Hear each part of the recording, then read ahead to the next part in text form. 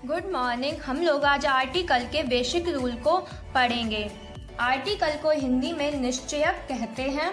Articles describe if a noun is indefinite और definite. निश्चयक संज्ञा की अनिश्चितता अथवा निश्चितता का वर्णन करते हैं। अंग्रेजी में 3 आर्टिकल होते हैं, ए, एन और द। आर्टिकल को 2 भागों में विभक्त किया जाता है, इंडेफिनेट आर्टिकल और डेफिनेट आर्टिकल। डेफिनेट आर्टिकल में आपका द आता है और इंडेफिनेट आर्टिकल में आपका ए और एन आता है। अब हम देखेंगे यूज ऑफ ए एन का प्रयोग। हम अंग्रेजी शब्द के उच्चारण से देखते हैं।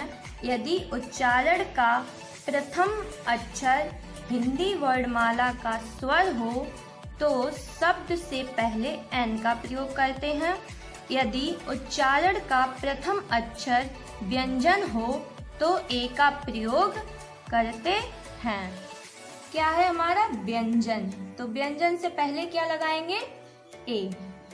क्या है, यदि उच्चारण का प्रथम अक्षर व्यंजन हो तो ए का प्रयोग करते हैं। फिर है टेबल। प्रोनाउंसिएशन इसका क्या है, टेबल।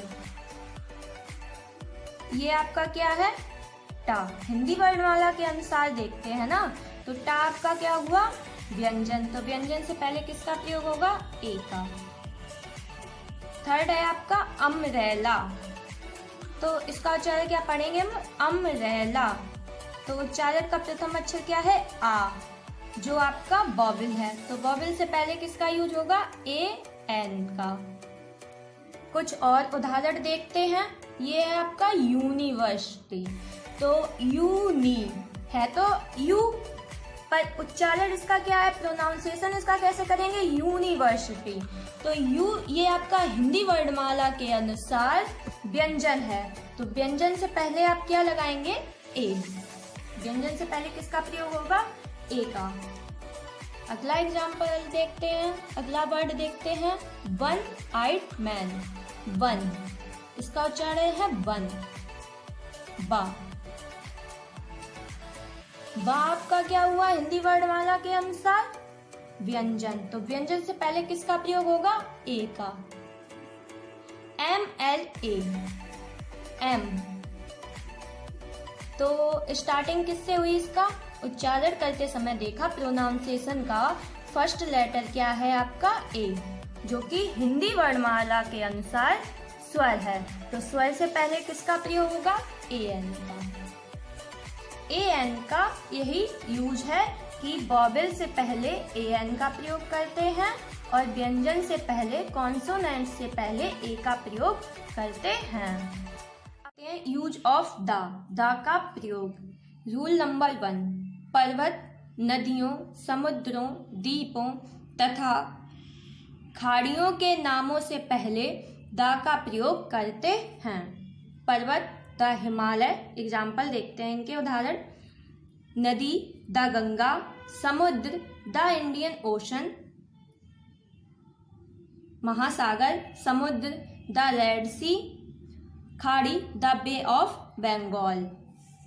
रूल नंबर 2 में देखते हैं, द का प्रयोग और किन किन चीजों से पहले करते हैं। धार्मिक ग्रंथों के नाम से पहले द का प्रयोग करते हैं।